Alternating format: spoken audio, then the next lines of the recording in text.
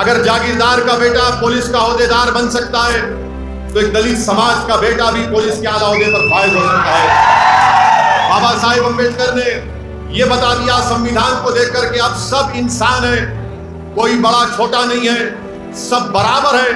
और ये बहुत बड़ा कारनामा बाबा साहेब अम्बेडकर का रहा।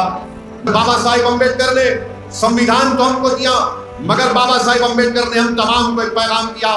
बाबा साहेब अम्बेडकर ने कहा कि संविधान को जो मैं तुमको दे रहा हूं, इसमें यकीनन सियासी जिंदगी में इक्वालिटी पैदा हो जाएगी, मसावात पैदा हो जाएगा, मगर समाजी जिंदगी में इंसाफ कभी नहीं पैदा होगा।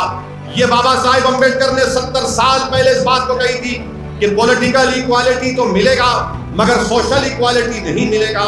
तो बाबा साहेब अम्बेडकर ने हम तमाम को क्या कहा कि देखो, मैं तुमको संविधान में 4 चीजें देकर जा रहा हूं, ये तुम्हारे हथियार है, ये तुम इसको इस्तेमाल करो ताकि तुम इस मुल्क में इज्जत के साथ और पूरी शान और शौकत के साथ अपनी जिंदगी को गुजार सकोगे।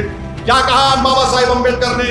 बाबा साहेब अम्बेडकर ने कहा कि मैं तुमको लिबर्टी देता हूं, आजादी देता हूं, मैं तुमको इक्वालिटी की बात करता हूं, मसावात की बात करता हूं, मैं तुमको जस्टिस की बात करता हूं, इंसाफ की बात करता हूं, मैं तुमको फ्रेटर्निटी की बात करता हूं, बिरादरी की बात करता हूं। तो अम्बेडकर ने हम तमाम को कहा कि अगर तुमको, जब तक तुम आजादी हासिल नहीं करोगे, तुम अपनी जिंदगी शान और शौकत के साथ नहीं गुजार सकोगे।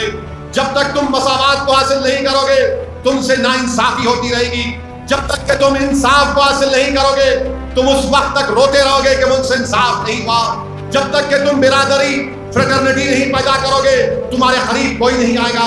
इसीलिए नौजवानों, क्योंकि इस मुल्क का कल का मुस्तकबिल तुम्हारा है, मैं तुम्हारे दरमियान में खड़े होकर आजिज़ी के साथ तुमको एक पैगाम दे रहा हूं कि नौजवानों, आजादी हासिल करो, नौजवानों, इंसाफ को हासिल करो, नौजवानों, मसावात को, इक्वालिटी को हासिल करो, नौजवानों, फ्रेटर्निटी को हासिल करो।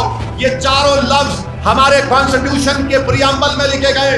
लिबर्टी, इक्वालिटी, फ्रेटर्निटी, जस्टिस, ये उस वक्त हासिल होगा।